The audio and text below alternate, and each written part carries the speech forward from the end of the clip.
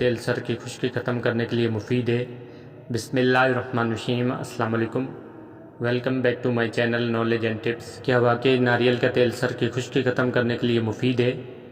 آج کی ویڈیو میں آپ کے ساتھ ناریل کے تیل کے فوائد شیئر کروں گا۔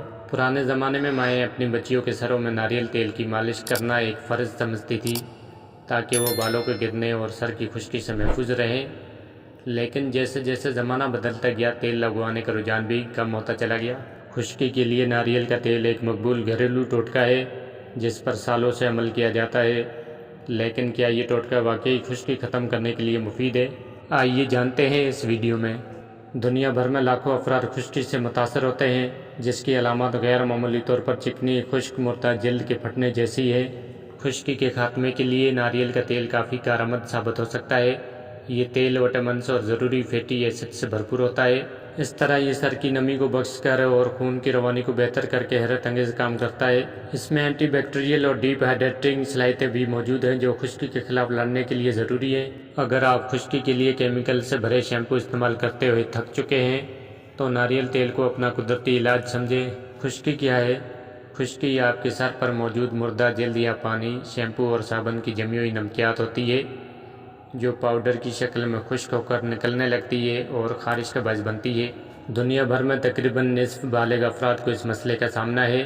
یہ مختلف وجوہات کی بنا پر ہو سکتا ہے، جیسے پیس کی فنگس یا اپنے بالوں کو کافی حد تک نہ دھونا۔ آپ کے سر کی جلد سرخ اور سوزش والی بھی ہو سکتی ہے، یہاں تک کہ بالوں کے جھڑنے کا سبب بھی بن سکتی ہے۔ خشکی کی وجوہات۔ خشکی کو موسمی اور ماحولیاتی عوامل کا مجموعہ سمجھا جاتا ہے۔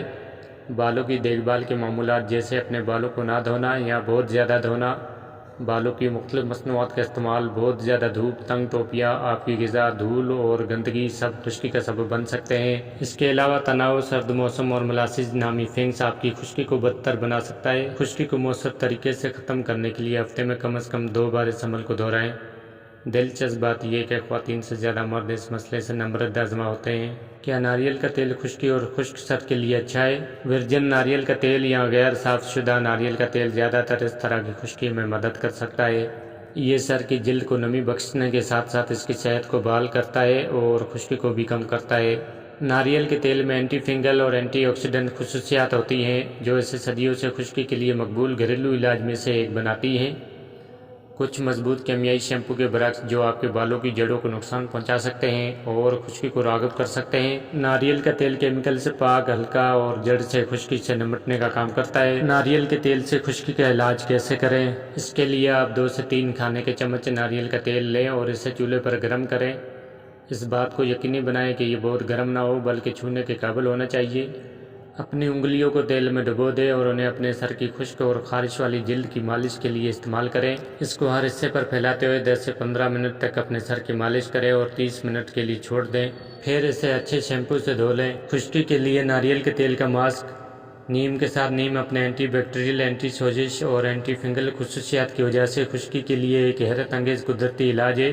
اس کے لیے 9 سے 10 نیم کے خشک پتے اور 2 سے 3 کھانے کے چمچ ناریل کا تیل لیں۔ اب نیم کے پتوں کو مکسر کا استعمال کرتے ہوئے پاؤڈر کی طرح پیس لیں اور صفوں کو ناریل کے تیل میں مکس کر کے پیسٹ بنا لیں۔